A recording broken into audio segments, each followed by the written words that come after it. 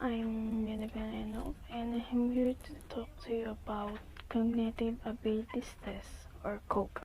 What is a cognitive ability test or CogAT?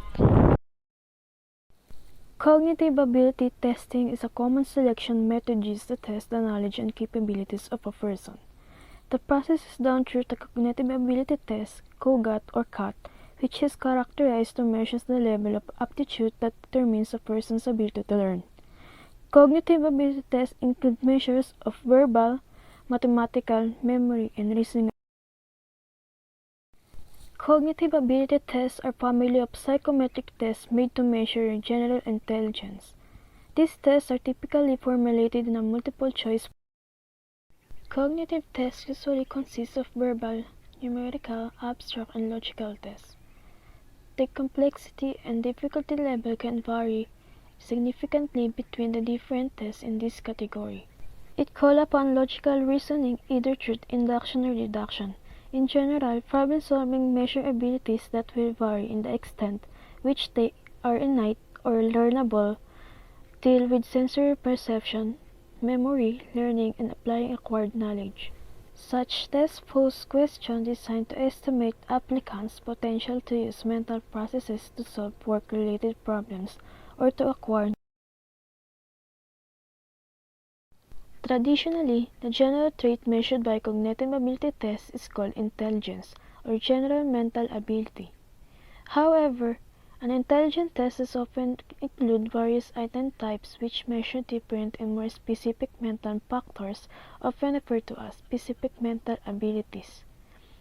Examples of such items include arithmetic computations, verbal analogies, reading comprehension, number series completion, and spatial relationship, that is, visualizing object in three-dimensional.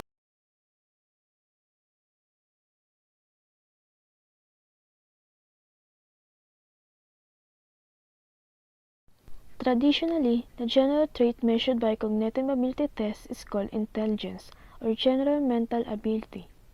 However, an intelligence test is often include various item types which measure different and more specific mental factors, often referred to as specific mental abilities. Examples of such items include arithmetic computations, verbal analogies, reading comprehension, number series completion, and spatial relationship, that is, visualizing object in three-dimensional. Some cognitive ability tests sum up the correct answer to all of the items to obtain an overall score that represents a measure of general mental ability. If an individual score is computed for each of the specific types of abilities, that is, numeric, verbal, reasoning, then the resulting score represents measure of the specific mental abilities.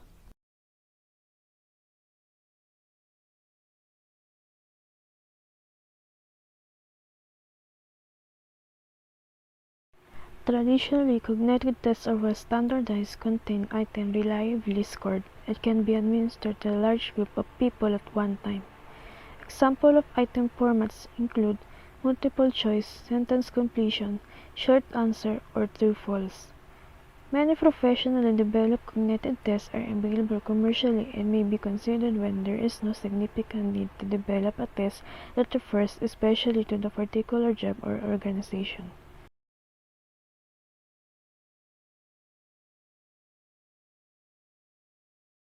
Advantage of cognitive abilities tests. Verbal reasoning section and numerical test section show large validity for numerous number of jobs. Validity increases with the job complexity. It can be administered in group settings. Scoring of the test can be completed by computer scanning equipment. Lower cost of personality tests. Highly reliable. Disadvantage of cognitive abilities tests. Non-minorities score one standard deviation higher than minorities. Ability differences between male and female differences may lead to negative effect on female candidates. Tips on how do you pass cognitive assessment tests.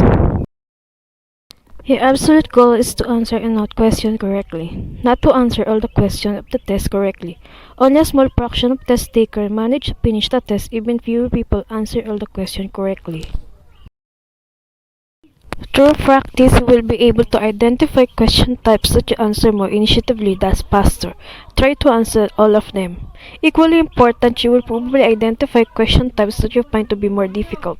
Some of us are slow readers, some are confused by percentage, and some have a weaker command of grammar. If you encounter a question for which you know you will need more time, simply move on. It's not worth it to lose precious time on a question and only then to decide to move on. Do not spend too much time on any one particular question. Remember that you have only a short time to complete your cognitive ability test. Typically, you can only spend around half a minute per question. Try solving shorter, easier question faster so you can leave the link to your more difficulty question more time. If you found the correct answer or pretty sure that you have found it, mark it as the correct answer and move forward. Do not spend time going over the rest of the answer, nor to verify that they are indeed incorrect. Finally, if you find yourself stuck on a question for too much time, simply move on to the next one. Two absolutely critical pieces of information you will need to gather before the exam are: is there a penalty for wrong answer? Can you go back to the previous questions? Your strategy during the exam will vary based on the answer to these two questions. If there's no penalty, then there's no harm in guessing. However, if there's negative scoring in the exam, try to avoid wild guesses. Additionally, if you cannot go back to the previous questions or in the time limitation practically prevents it, make sure to address all the questions as you go along through the test. And finally, practice makes perfect. Invest your time now in preparing for the test and simulate the test as many as possible. It can take as little as half an hour, and there's a plenty of online resources for practicing cognitive ability tests.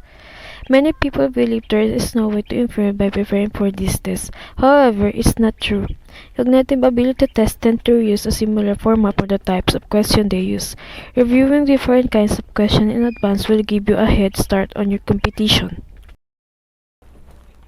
And now you know what the cognitive ability test means. Hopefully, this will help you to be prepared for the aptitude test.